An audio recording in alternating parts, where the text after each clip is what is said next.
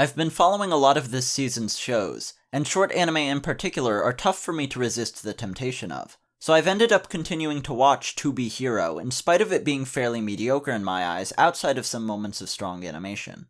What it did in episode 5, however, was quite surprising, and in an interesting manner. In 2 sets of flashbacks, it took the protagonist from what had largely been a bad character, and instead changed him into a bad person, and that's actually a not insignificant difference. To begin the series, he was somewhat endearing, if for no other reason than the concept of a toilet seat salesman being an incredibly adept winner of women's affections being a rather novel one. But beyond that, there wasn't really anything to him. Of course, his character ended up going down the shitter when he became a superhero, losing that charismatic charm of his former self, and also turning into a pervert gag character through some fairly egregious contrivances, which basically amount to him not being able to say what he tries to, and it instead coming out as really creepy comments in the presence of his daughter, with him having no control whatsoever, and the reason for this being entirely unexplained. But hey, there needs to be a narrative reason for him to be separated from her and for her to keep beating him up, right?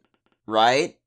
The 5th episode opens with a flashback to him winning an industry award, with his thank yous to his family being interspersed with cuts to him being interrupted at work and during meetings by calls from his wife, before we see another side of this equation as he brushes off her concerns about something in the house needing repair while he drinks with 2 women. And finally, we see him get a call as he sleeps with another woman in some hotel, with his wife saying they should get divorced.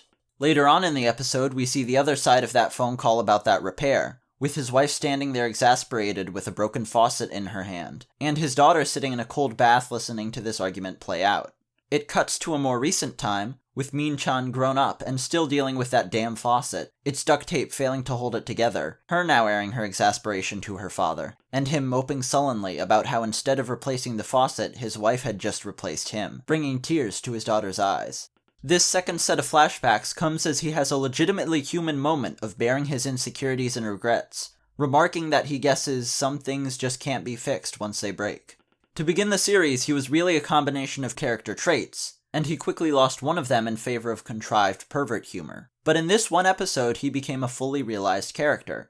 Not a particularly strong or noteworthy one, mind you, but someone with well-established personal flaws and struggles with those flaws. Someone whose relationship with the person he cares deeply about now carries some level of actual emotional weight. The difference between he's a playboy and he's a workaholic playboy whose relationship was strained by both of those things, which also caused him to neglect his daughter, and as a result he is deeply invested in being a good father to her, but still falls prey to those behavioral tendencies, and is racked by the guilt that causes, is a substantive difference, and would go a long way if it wasn't undercut by his greatest obstacle to repairing that rift being his inability to avoid referring to the sexual things he'd do to her whenever he talks to her. Yeah, it still isn't a great show.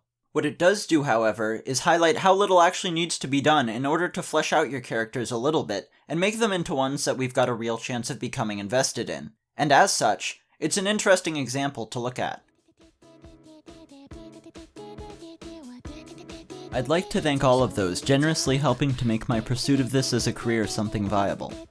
In particular, patron Goose for going above and beyond the call of patronage.